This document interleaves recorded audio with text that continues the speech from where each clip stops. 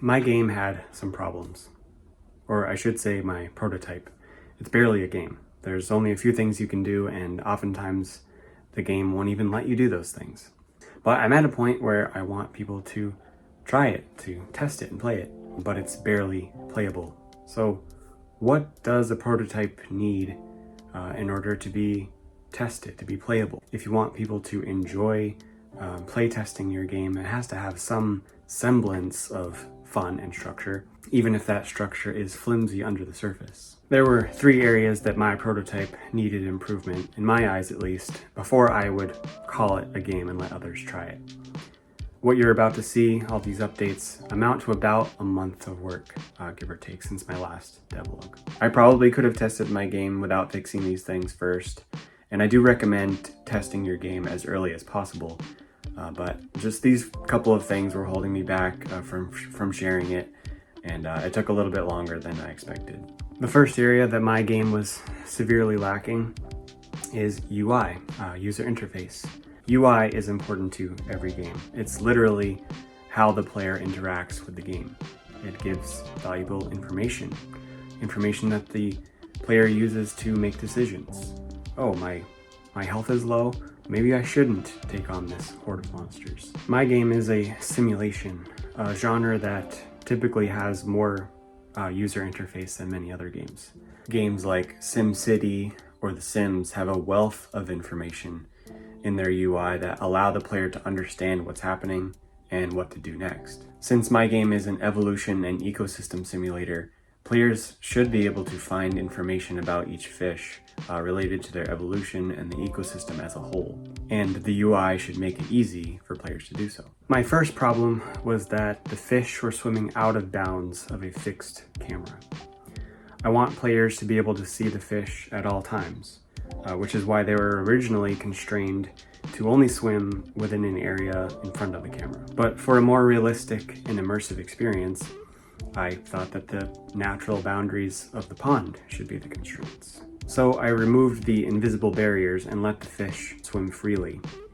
Here came the problem of the fish swimming out of view. My first solution was to create a camera system that would move around and zoom in and out. There are constraints to this system that focus the player's view on the pond and prevent them from going outside of the area. I briefly considered a fully 3D rotational camera where you could look at the fish and the pond from any angle, but I decided to keep my scope down just to fix the camera from a certain angle, and that prevents me from having to build a bunch of environment and background and foreground objects, making sure that every angle looks good. So this keeps my scope down, which is awesome for me, and will definitely help me to get this game done. This was helpful, but the fish could still swim quite far from the camera. I knew I had wanted a schooling behavior for all of the fish, so I came up with a solution that solved both problems. Instead of swimming freely, each type of fish has a reset target in different parts of the pond. They'll swim for a short time before turning around and swimming back to that location. Another camera element I wanted was to focus on a single fish by clicking on it. The player should be able to take a closer look at any fish, not only to see it more closely, but to find out information about it. So when a player clicks on the fish, it now shows some basic information like the species, diet, environment, and hunger level. The point of the game is multifaceted. You are keeping your fish alive by feeding them, but more importantly, you're causing them to evolve and unlock new species. So the UI shows basic information that will help the player make decisions on what to feed them to find new species. There's also an evolution tree that gives you an understanding of how many ways each fish could evolve and how many there are to unlock. The UI is currently in a prototype state. I didn't bother trying to make it look good, just functional until I can have it tested. So the game is already in a much more playable state. Play is focused on the goals that I want players to be focused on. But if I want players to really understand how to play the game and to do so easily, my game needs something else, and that is a tutorial. Tutorials are yet again a crucial aspect of any game. Tutorials can last from a few seconds to the entirety of the game, depending on how complicated the game is. My game mechanics are fairly basic, and only a few new elements will be introduced later on. So my tutorial would be heavier towards the beginning and taper off. But here I saw another opportunity. Up until this point, I hadn't thought that my game had a story. I love games with good stories, but I didn't know how I could make my game have a story. All you do is feed fish. But I realized that the gameplay itself does tell a story. The player begins in a world that's completely devoid of fish, and the point of the game is to rediscover all of these species of fish, to repopulate the ponds and rivers and lakes and oceans with all species of fish. So the main question in my mind at that point, when I realized that, was what happened to all the fish? I came up with a few answers to that question, but I still didn't know how I was going to work that story into the game. That is, until I started working on the tutorial. The tutorial doesn't need to be a simple, boring explanation of the game. The tutorial can tell a story itself. It just needs the right voice. Now, this is by far nothing new. I've seen this in many games, but this idea was revelatory to me in my game. So here's the opening to my game and its transition into the tutorial. I never thought I would see my planet come back to life. No one remembers the disaster that ended it all, hundreds of years ago. But my predecessors have done their work well.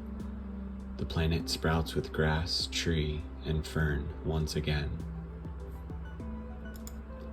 Now has come the time for animals to return. These waters are empty, but not for long, as I have been tasked with introducing fish once again to the world. This pond looks like a good place to start.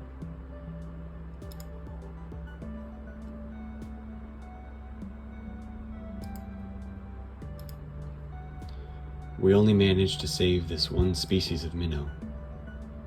Thankfully, we have a lot of them. Such a tiny fish, but with great genetic potential. With enough time, perhaps millennia, they will evolve into thousands, if not millions of species. I think he likes it. I better make sure he survives here.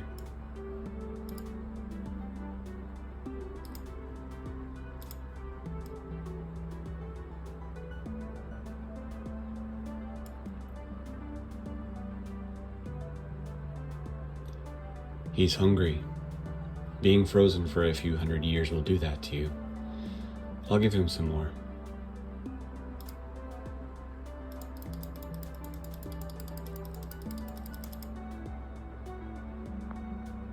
The basic idea of this backstory led to many other ideas for gameplay later on, but please let me know how you think this story could play out in a game like this. With the prototype story and tutorial finished, I moved on to a few visual things. As mentioned earlier, the pond was expanded to allow fish to swim in a larger area. I improved their swim animation a bit. Their turning was looking a little stiff, so I worked on a tail bend animation and coded it in whenever the fish turned. So the prototype is finally in a state where I feel comfortable calling it a game and having it tested by real people. Some of you have already expressed interest in testing the game, but YouTube isn't really a great place to interact with people and discuss things like that. So I needed some infrastructure for speaking with people that wanted to test my game. First of all, I need a place to upload the game for people to download it and actually play it. And I considered a Steam page, uploading my build to Steam, but then I would have to pay the $100. I would have to fill out the whole page, and I didn't want to miss that opportunity of a Steam page launch either. So I'm gonna wait on that. I don't have the marketing materials or the experience needed to launch that Steam page quite yet. I would like that Steam launch to go as smoothly as possible, so I'm gonna wait on that. Instead, I uploaded the current build of my game to itch.io. It was free, it was easy, and it'll be a good testing ground for marketing materials like screenshots and my game description for whenever I'm ready to launch it on Steam. Itch.io has a forum feature for each game, and you're free to communicate with me using that. but I wanted something more under my control for communicating with testers. So I made a Discord. There you'll be able to give all the feedback you'd like in a nice tidy place. More importantly, the Discord server provides a safe environment for you to interact with other game developers. Go there to find and share game ideas, find people to collaborate with, or just come to hang out with other game devs. One feature I'm excited to share is the game dev clubs. You and a few others can get together on a regular basis, whether that's monthly or weekly or daily, whatever works for you, and just keep each other updated on your progress of your game and keep each other motivated and encourage each other. Lastly, I wanted a way to share even more development content with you and give you an opportunity to get feedback on your own games. So for that purpose, I'm happy to announce that I also made a Patreon.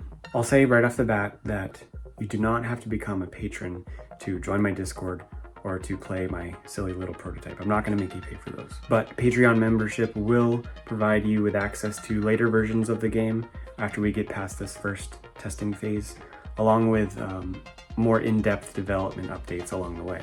Something else I'd like to provide through Patreon is exactly what you provide me. You've been giving me feedback on my game, and I would like to provide that for you in return. Do you have a prototype that needs to be tested? Let's sit down and play it together, and I'll give you feedback on what I can. I don't consider myself a professional game developer, but I've played a lot of games and I've watched a lot of YouTube, and hopefully those two qualifications are enough to convince you that I can give you good feedback on your games. So please check out my Patreon. There are a few perks to being a free member, so check those out. My Patreon will be where you find links to my Discord and to the itch.io page, so consider checking that out at least. If you haven't seen my previous devlogs, here's a link to a playlist of all of those. And if you'd like an overview of how and why to make a prototype, here's a link to a video that I made a few weeks ago. Thanks for watching.